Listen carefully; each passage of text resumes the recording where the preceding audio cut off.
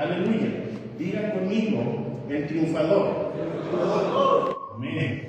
Dios es bueno. Amén. Así es que el mensaje esta mañana se llama el triunfador. Amén. Le voy a contar una historia rápidamente, tipo broma. Amén. Hay dos burritos en Jerusalén. Y estos dos burritos estaban caminando ahí por el pasto en el campo cuando uno le dice al otro: justo ayer yo andaba cargando a Jesús por aquí y toda la gente cantaba y gritaba y tiraba sus mantos para que yo caminara. Y hoy ni siquiera me reconocen. Y el otro burrito le dice: así es, amigo, sin Jesús no eres nada. Aleluya. Un pequeño comentario sobre cómo el burrito pensaba que a él estaban dando la honra, a él estaban dando la gloria. Sin embargo, él fue parte y lo recibió. ¿Por qué? Porque Jesús estaba montado sobre él. Pero una vez que Jesús no está en nuestras vidas, ya no tenemos nada. ¿Amén? Así es que le voy a pedir, hermano, en esta mañana que me acompañe. Amén. Que me acompañe ahí en su Biblia. Amén. En el libro de Lucas.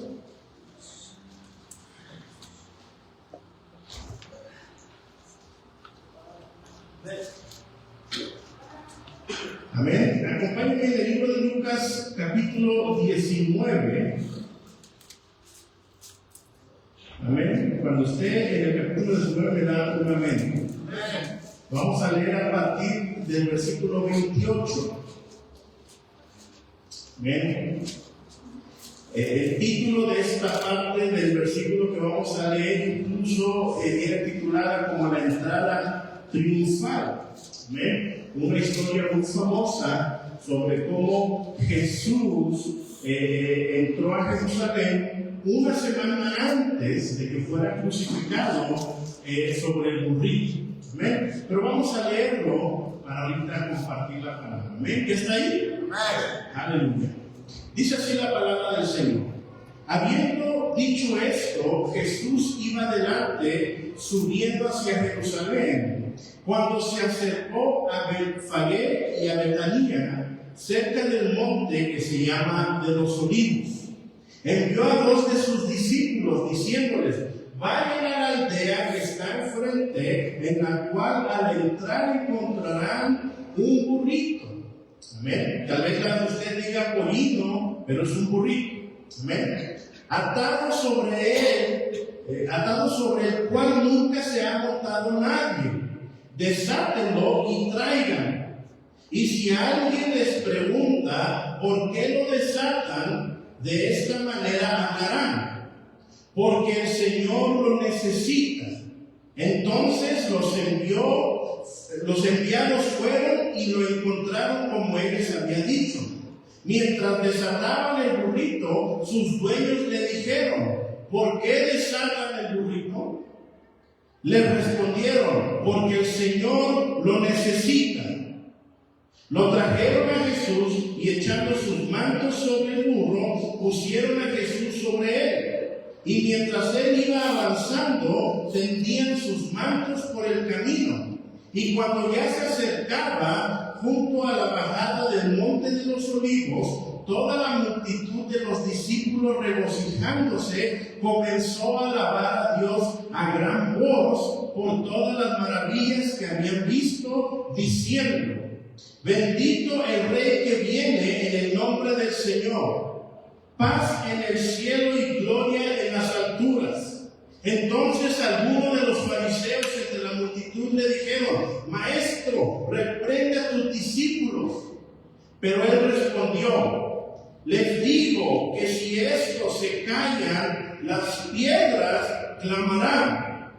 Cuando Jesús se acercó a ver la ciudad, lloró sobre ella diciendo: si tú también hubieras sabido en este día lo que conduce a la paz, pero ahora está oculto a tus ojos, porque sobre ti vendrán días cuando tus enemigos echarán terraplén delante de ti, te sitiarán y te acosarán por todas partes. Te derribarán a tierra y tus hijos dentro de ti, y no dejarán en ti piedra sobre piedra, porque no conociste el tiempo de tu visitación. Acompáñame. Señor, te damos gracias en esta mañana. Yo te pido que, Padre, tú estés hablando a través de esta palabra en nuestras vidas. Que podamos entender, Señor, quién tú eres, Padre, lo que viniste a hacer. Que tú prepares cada corazón, cada mente para recibir el día de hoy, Señor, lo que tú tienes para nosotros. Padre, en el nombre de tu Hijo Cristo Jesús. Amén y amén. Aleluya. Entonces, esa es la famosa historia de cuando Jesús, montó el burro y entró hacia Jerusalén. La gente se regocijó, pusieron sus mantos, pusieron hojas, de palma que ahí le pusieron, regocijaron, cantaron, lo reconocieron y lo declararon como rey. Amén. Entonces, vamos a ver una cosa. Imagínese que Dios a usted, o que Jesús a usted le dijera: tráeme un burro, y si te preguntan por qué lo estás agarrando, díganle que porque el Señor lo necesita. Está medio confuso esa orden. Yo aquí a veces los hermanos les puedo decir varias cosas: ve a trapear, ve a barrer, tráeme esto. Si lo mando a la tienda por algo, le doy el dinero, tráeme esto de la tienda. Pero no le digo tráeme de la tienda nada más, y si te dicen por qué, diles que yo lo necesito. Si fuera esa la instrucción, yo me imagino que aquí los discípulos tal vez dijeron o pensaron entre ellos: pues nos van y nos pueden acusar por robo. Amén. Porque la instrucción es: ve y desata y toma al burro. Sin embargo, Dios, siendo Dios, sabe todo lo que va a pasar, y por eso Él da instrucciones al 100%. Y les dice, si les preguntan, si les cuestionan, si les dicen algo, ustedes díganle que el Señor lo necesita. Que de todos modos no sigue siendo una respuesta muy común. Si le decimos eso a alguien, nos van a tirar de loco, ¿no? Me voy a llevar tu pertenencia, ¿por qué? Porque el Señor lo necesita. Pero otra vez vemos el poder de Dios, hermano, donde Él suple, por tan increíble que parezca para nosotros, por tan extraño que parezca para nosotros, suple las palabras que la persona necesitaba escuchar, diciendo: el Señor lo necesita. Yo no sé si se acuerdan, hace unos meses que estábamos viendo la serie de Chosen, salió este episodio donde piden el burrito. Amén. Ya casi al terminar la temporada, y van los dos discípulos a buscar el burrito y lo encuentran, y pasa hacia la cena y el Señor les dice: ¿qué están haciendo? ¿Por qué se llevan al burrito? Y ahí la Biblia lo dice ahí, pero visualmente ellos dan a entender, que se está cumpliendo una profecía donde Jesús iba a entrar a Jerusalén montando en un burrito. ¿Amén? Entonces, en la imagen de la serie, ellos le dicen al dueño: el Señor lo necesita, y dan a entender que el dueño conoce y sabe perfectamente quién es Jesús, y que estaba a punto de cumplirse una profecía, y que le tocó el honor de que su burrito fuera escogido para que Jesús lo montara. Entonces, hermano, cuando Dios nos da una instrucción, cuando Dios nos dice algo, Él suple todo. Así fueran simples palabras, pero con las palabras que Dios nos dice que digamos, hermano, van a ser para la persona adecuada, y así Dios esté pidiendo: pídele su troca, pídele su casa, lo que fuera, esa persona lo va a entregar. ¿Por qué? Porque Dios ya lo destinó de esa manera. Entonces, ¿qué es lo que tenemos que entender, hermano? Que nosotros tenemos que obedecer a las instrucciones del Señor, tan raras, increíbles o extrañas que parezcan. No se trata, hermano, de que tengan sentido. No se trata de si tú lo entiendes o no lo entiendes. Si Dios te está diciendo: tienes que hacer esto, simplemente hazlo. No cuestiones, no rezones, no preguntes, no averigües, simplemente es obedecer. ¿Por qué? Porque imagínense, si estos dos discípulos van en el camino y empiezan a platicar entre ellos, empiezan a pensar entre ellos y dicen, ¿sabes qué? Esto como que está mal. Y dice la Biblia que los mandó de 2 en 2 para que se fortalecieran entre ellos, pero a veces pasa al revés, mandamos de 2 en 2 y el hermano convence al pueblo y se van los dos. Imagínense que los dos se hubieran ido. O peor, que ya llega el tiempo donde les dan el burro y dicen, oye, ya tenemos un burro gratis, vamos a venderlo, y se lo llevan. Pudieron haber pasado distintas cosas.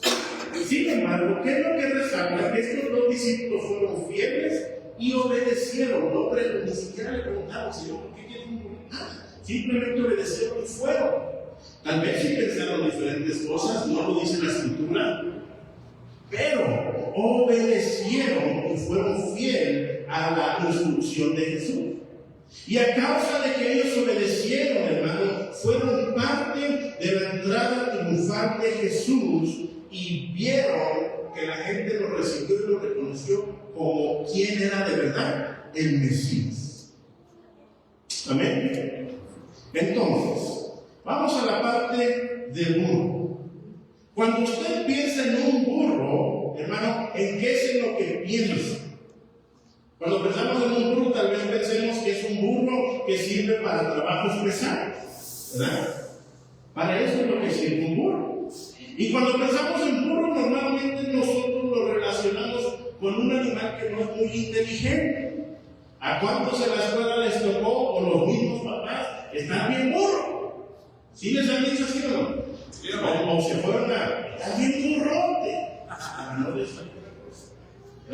en las series, películas y demás, caricaturas, salen como en la escuela cuando los castigan les ponen las orejas de burro, ¿verdad? ¿Por qué? Porque es una relación a que el animal no es muy inteligente. Sin embargo, cuando usted estudia la palabra y vemos las diferentes veces que Dios usó un burro en la Biblia, hermano, vemos que completamente son usados para otro propósito. ¿Ven? Incluso hay una parte de la Biblia donde un burro habla. Antes de que saliera Shrek hablando de burro, Dios ya había usado a un burro para hablar. ¿Ven? Y en las Escrituras nosotros encontramos que el rey David, el rey Salomón, diferentes profetas, hermano, incluso Jesús, montaron sobre un burro. Esto se me hizo a mí interesante. Porque si nosotros vemos la historia moderna, cuando un rey o alguien de poder cabalga o entra a un lugar, ¿qué es lo que cabalga? Un caballo grandote, bonito, fuertote, poderoso, donde ellos van a estar en una altura más que los demás, mostrando el poder y la autoridad que tienen, ¿verdad? Entonces, tenemos que entender que hay algo simbólico sobre por qué se han usado los burros para entrar o para que estos reyes y profetas los monten. Y en los tiempos antiguos, hermano, lo que hemos descubierto es que los burros son usados para llevar a los elegidos de Dios, aquellos que Dios escogió para entregar su palabra. Entonces, para empezar, Dios usa los burros para que los burros sean llevando a sus elegidos.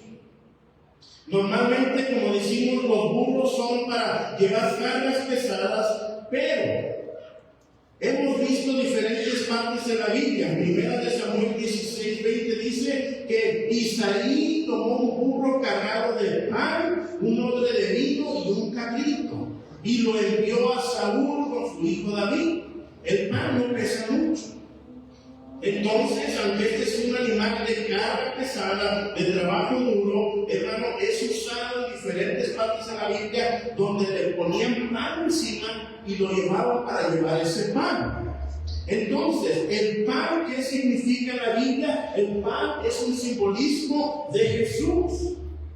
Cuando el maná descendió del cielo, también, hermano, significaba o simbolizaba a Jesús. Porque Jesús describió que Él era el pan del cielo.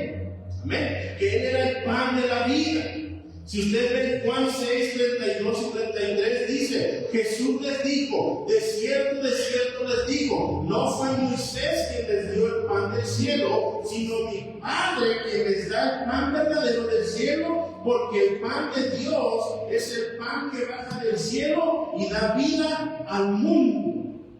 El maná que cayó del cielo fue cuando el pueblo de Israel estaba en el desierto, no tenían nada, no había animales para cazar, y Dios les proveyó pan cayendo del cielo.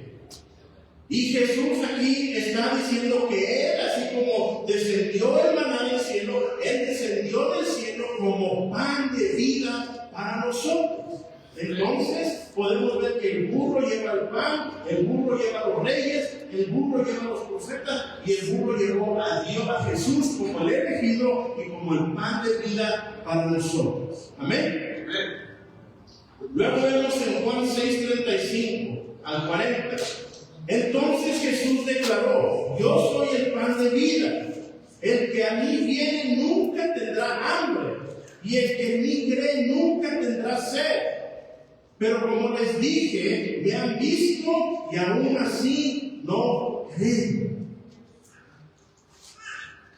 Todo lo que el Padre me da vendrá a mí, y al que a mí viene no lo echaré fuera, porque he descendido del cielo no para hacer mi voluntad, sino para hacer la voluntad del que me envió.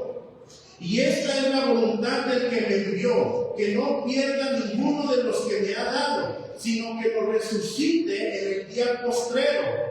Porque la voluntad de mi Padre es que todo el que mira al Hijo y cree en Él tenga vida eterna, y yo lo resucitaré en el día postrero. Aleluya. Entonces, hermanos, vemos que el pan simboliza a Jesús. También se le conoce como la palabra de Dios. El verbo estaba en el principio.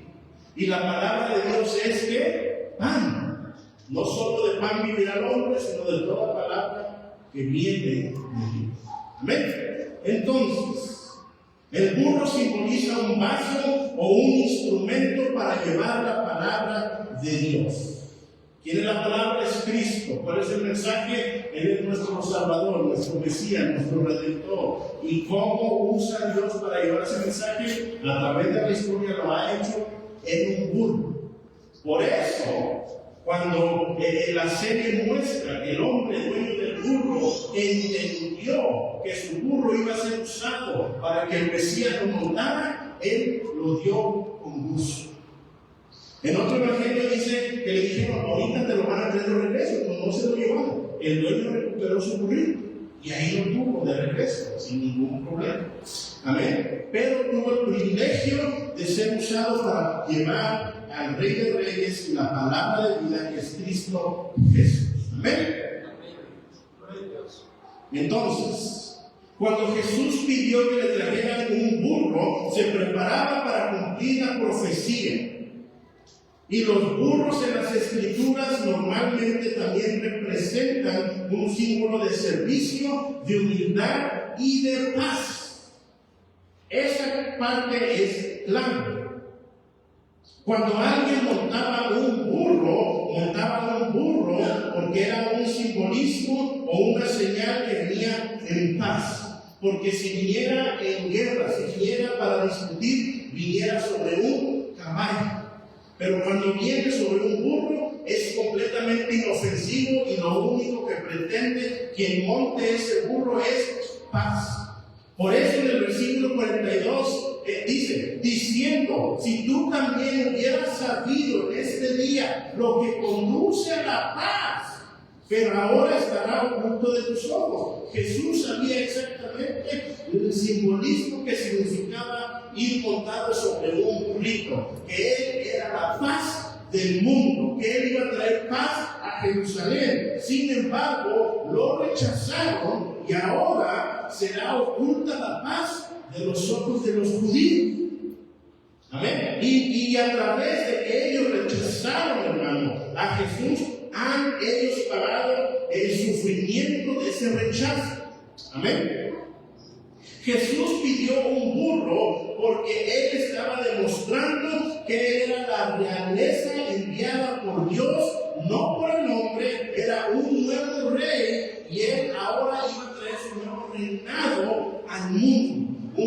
reinado de paz, un reinado espiritual.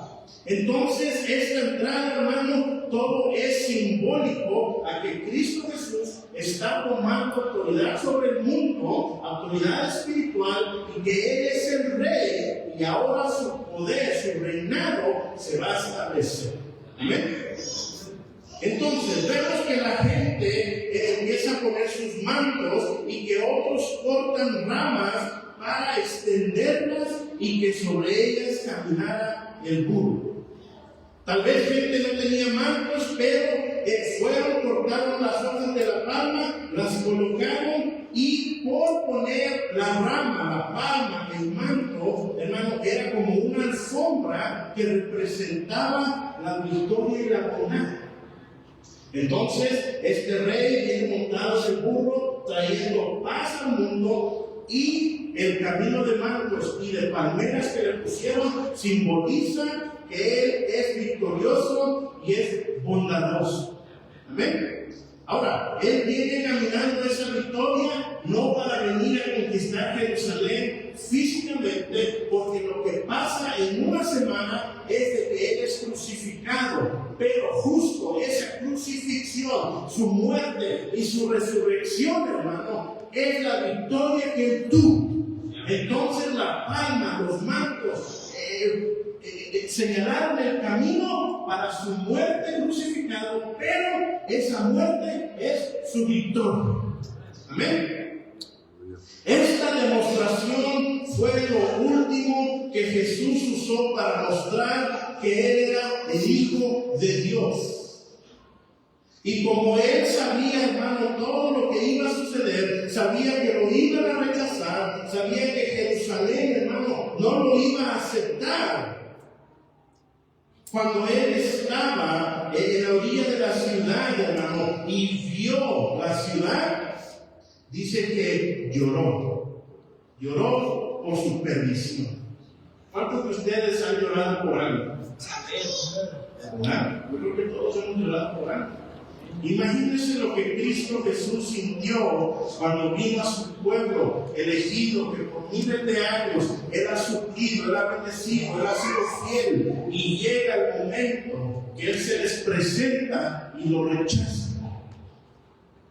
Y lo rechazan, y Él está ahí a la orilla y dice que voltea a ver la ciudad y llora sobre ella.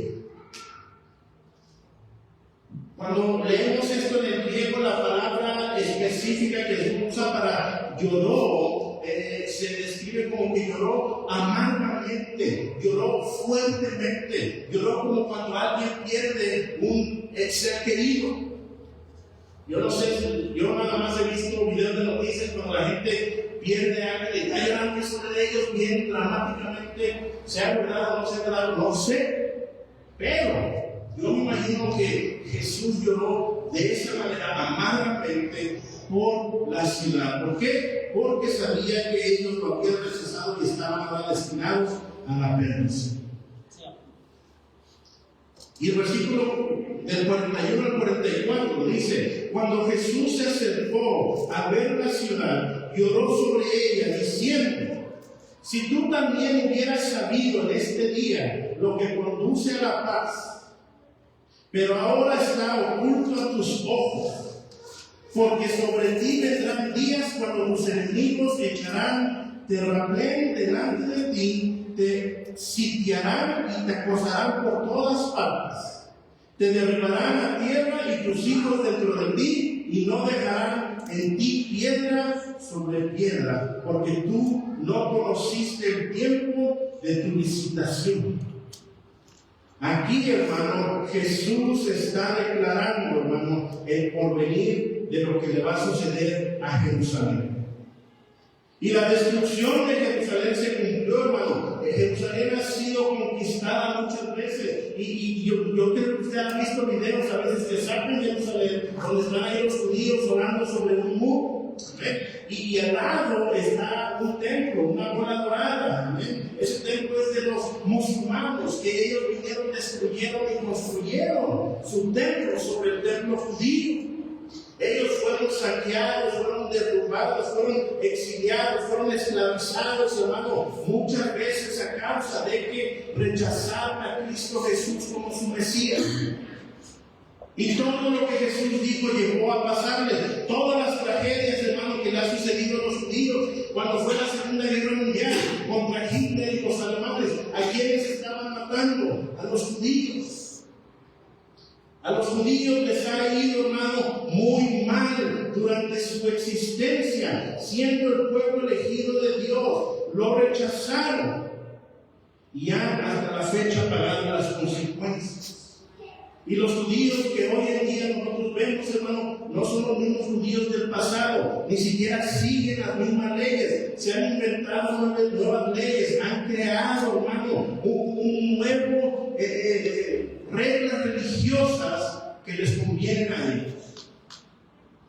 Pero lo más importante es que hasta la fecha siguen sin aceptar a Cristo Jesús como el Mesías, como el Redentor, como, hermano, el que vino a dar salvación. Y eso que ellos estudian las profecías y sabían bien que el Mesías entraría montando un burro. Y aún así, hermano, lo rechazaron. Pero para usted y para mí hay una esperanza. Una esperanza, hermano, de cuando el pueblo elegido lo rechazó, Cristo Jesús no nada más vino por ellos, sino vino por todo el mundo. Vino por toda la humanidad. Y todo aquel que en él cree tendrá vida eterna. Todo aquel que en él crea tendrá vida eterna. Cuando él entró a Jerusalén ese día sobre un burro, hermano, demostró que él entrega su vida como rey, como Dios. Que él caminó por ese camino de mantos y palmeras, declarando su victoria próxima en su muerte. Y no tiene sentido, cuando alguien muere significa derrota, ¿verdad? Cuando alguien muere significa que se acabó el tiempo, que fue derrotado, pero en este caso la muerte de Cristo significa victoria. ¿Por qué? Porque no vivimos, hermano, nada más en un mundo físico. Vivimos en un mundo espiritual. En un mundo, hermano, donde la autoridad y el poder de Dios es infinito. Y Él creó todo, incluso el mundo físico. Por eso es importante que nosotros entendamos cuál es el Evangelio de Cristo Jesús. Cuando Él caminó montado en ese burro, hermano, estaba Él demostrando que Él iba a entregar su vida, que nadie la tomaba, que Él voluntariamente la daba. ¿Para qué? Para pagar el precio del pecado suyo y mío y de toda la humanidad que ha existido. Él caminó por ahí montado en el burro como un triunfador. ¿Para qué? Para el triunfo de la victoria espiritual, para su reinado espiritual, para que a través de ahí, hermano, pudiéramos ir a todo el mundo y predicar el Evangelio. Y que todo aquel que creyera pudiera ser salvo. Por eso es importante entender eso. ¿Qué hizo Cristo Jesús? Él dio su vida para pagar mi deuda del castigo de mi pecado. Y ahora yo puedo recibir la recompensa de la salvación de Dios. Por eso cuando compartimos con alguien, hermano, no nada más se trata de decir, es que yo tenía un vacío que Cristo llenó. Porque la gente llena sus vacíos con muchas cosas. ¿Qué va a pasar cuando usted le diga eso a una persona y le diga, yo también estaba vacío, pero empecé a hacer yoga y ya me siento bien? ¿Qué necesidad cree usted que esa persona piense que tiene de tu Jesús? Ninguna. Pero cuando le decimos, ¿sabes qué? Es que yo estaba muerto, era un pecador. Mi vida estaba destinada al infierno. El diablo me iba a llevar al eterno sufrimiento de castigo de la ira de Dios por pecador. Pero hasta que alguien me predicó de Cristo Jesús y entendí que solamente a través de Él puedo recibir el perdón y Él pagó mi deuda y ahora ya no más estoy destinado al infierno, sino a ser salvo por Cristo Jesús. No importa que tan vacío estés, que tan lleno estés, ese es el Evangelio que nos dará salvación para la vida eterna. No llenar vacíos, no cumplir nada más propósitos. Todo eso es parte de lo que Dios va a hacer en nuestra vida, pero lo que Él vino a hacer es darte salvación de esa muerte eterna en el infierno. Y esa es la seriedad, hermano, del Evangelio. Porque no nada más se trata de yo dejé de tomar, yo dejé de drogarme. Eso es una parte. Pero Él quiere, hermano, que dejemos de mentir, que dejemos de hablar, de engañar, de chismes, de carácter, de enojarnos. Él quiere que reconozcamos nuestro pecado y que reconozcamos que nadie puede darnos salvación más que solo Él. Eso es lo que hacemos. Eso es lo que tenemos que aprender. Yo les comentaba, más mis hermanos del hogar, para ellos aparenta un cambio. ¿Por qué? Porque cuando nos llamó, nos lo trajo, o como haya sido la situación, lo vieron bien mal. ¿Verdad? Sucios, perdidos, borrachos, drogados, tirados, como sea que hayan estado. Y a los bañamos, los cuidamos, también ahí los hermanos los limpian, les ponen su ropa, se rasuran, y lo ven que el domingo, todo limpiecito. ¡Ah, chico, Dios siempre cambió su vida! No, todavía no ha cambiado su vida. Nada más le cambiamos la ropa. Pero su vida va a cambiar a través del proceso de un año que esté en el hogar, escuchando la palabra de Dios, que va a cambiar su pensar, su corazón y su toma de decisiones. Porque la toma de decisiones, hermano, es cuando vemos un cambio verdadero. La toma de decisiones. ¿Por qué? Porque si el diablo te presenta con una tentación, mientras tú desistas, dice la Biblia que Él huirá de ti. Mientras no actúes sobre la tentación, no has pecado. Pero un momento que actúas sobre la tentación, pecas.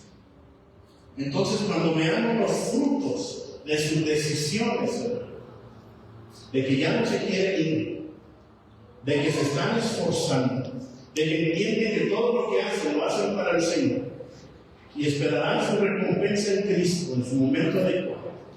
Cuando empiezan a predicar a usted como su familiar, en vez de decirle, ya saben que de aquí, le van a decir, oye, ya ven también los jueves, ya ven también los sábados, ven el viernes a dar pan y café. Y cuando usted empiece a ver que ellos lo están invitando a venir más a la iglesia, entonces ahí puede decir, Dios realmente cambió su vida.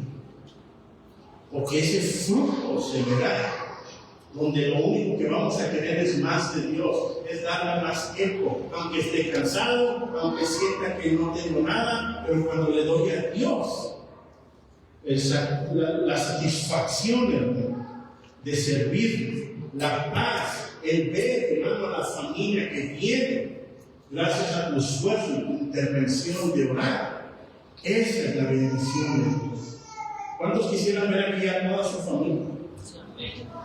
Y ¿sabes qué? Verlos aquí es importante, pero no es lo que importa. Para mí sería, yo quisiera ver a mi familia en el cielo. Yo quisiera ver a mi familia salva. Que lo que yo he recibido lo reciba mi familia. Y cada vez que me vengan a visitar, yo voy a asegurar de decirles del Evangelio, que se arrepientan de sus pecados, que solo Cristo salva. ¿Por qué? Porque yo quiero verlos en el cielo un día. Amén. Entonces, esta entrada sobre el burro simboliza el nuevo reinado de paz de Cristo Jesús, Él como Dios entregando su vida. ¿Para qué? Para que usted y yo pudiéramos tener salvación. Amén. Entonces, tenemos que entender que Cristo Jesús vino a traer paz, paz interna, paz espiritual. ¿Cuántos de los familiares, nada más con saber que su familiar está en la casa, duermen en paz? A saber que ya no están en la calle. A mí me dicen todas las mamás, mire, ya con que sé que ahí está, ya estoy tranquilo. ¿Por qué? Porque sé que no está en la calle, sé que no me lo van a levantar, sé que no va a amanecer por ahí muerto, sino que va a amanecer ahí en la casa que ustedes viven. Y esa es la paz que nos trae. La paz que pasa todo sobre entendimiento. La paz sobrenatural. Hace un domingo, el domingo pasado, hablamos de no preocuparnos. La preocupación es un pecado. Dios, Jesús es el único que puede llevarnos a través de la preocupación. El vestir, el comer, mis familias, mis hijos, todo. Dios es el que se encarga. ¿Cómo se encarga? Trayéndonos esa paz de que Él se va a encargar de nosotros. Y hay que recordar siempre, cuando nosotros nos encargamos de las cosas de Dios, Dios se encarga de nuestras cosas. Así de simple. Así de simple. Mi esposa les ha contado, yo también les he contado, el año pasado justo, estábamos en una conferencia de mujeres y su papá estaba a punto de entrar al hospital para hacer una operación. Ella estaba muy preocupada, muy devastada. Yo estaba preocupado. A la media hora le dije, pues vete a verlo si quieres verlo, que está ahí en la operación y demás. Y ella cuenta su testimonio de cómo sintió y escuchó que Dios le dijo, si te lo quito, ¿me vas a seguir sirviendo? Imagínense esa preocupación. Que Dios le diga, si te quito a tu padre y madre, y usted no los conoce, yo los conozco, y yo sé la relación que llevan y el amor que tienen entre el padre con hija. Y Dios le dijo, si te quito a tu padre, ¿me vas a seguir sirviendo? Habíamos llegado apenas aquí a Zacatecas, estábamos apenas en la obra, y que Dios te diga, si te quito a tu amado, ¿me seguirás sirviendo? Hermano, poca gente ha recibido una pregunta tan directa y desafiante como esa.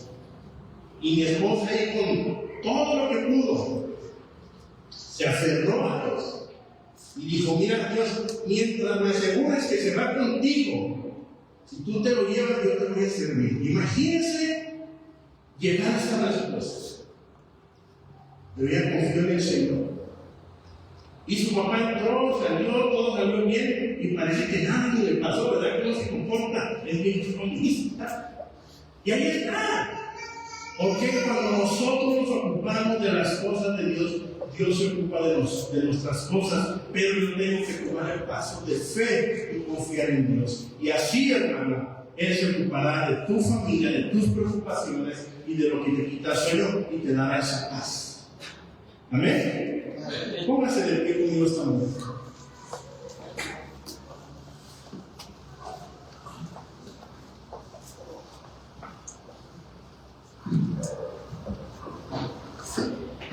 Aleluya. Cierre sus ojos y quiero que se imagine un momento. Tal vez ha visto una película, un video donde Jesús anda ahí en el río y está la gente descontrolada, gritando y esas películas cuando salen películas del Medio Oriente hasta dicen y están ahí así, deshaciendo. Pero ahora imagínense que todo eso desaparece y que usted está ahí y ve a Jesús montado en el burrito y usted tiene una hoja de palma en su mano y esa hoja de palma representa su vida y está Cristo Jesús sobre el burro y te voltea a ver y ya no hay nadie, está solamente tú. Y Cristo Jesús te pide que le entregues tu vida. Que tú bajes esa palma y que esa hoja represente tu humildad, tu arrepentimiento, tu rendición a Cristo Jesús. Que lo aceptas como Rey y Salvador a tu vida, como el Señor de tu vida. Pero cuando Jesús te pide entregar tu vida, significa que la entregues toda.